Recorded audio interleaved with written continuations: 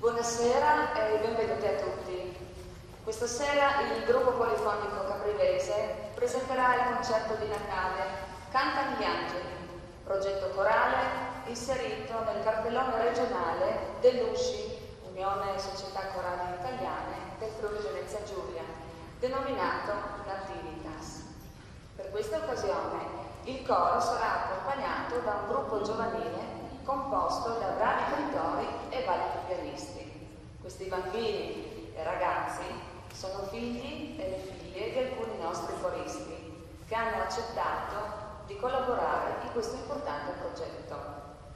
Ecco allora nato questo connubio artistico dove il coro verrà intercalato dalle esibizioni dei giovani pianisti. Si ringrazia l'amministrazione comunale di Capriva in quanto il concerto è organizzato con il suo patrocinio, in particolare la figura del vice sindaco Sandro Corazza che ci ha permesso di usare il pianoforte, che qui potete osservare, di proprietà del comune. Si ringrazia Claudio per la disponibilità ad ospitarci nella sua chiesa.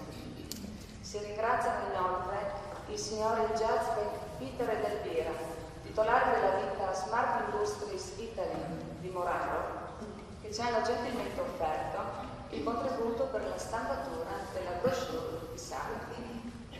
Si ringrazia la Presidente della provincia, dottoressa Di Martino Roberta, che purtroppo per altri impegni istituzionali non può essere qui con noi, forse la vedremo più tardi.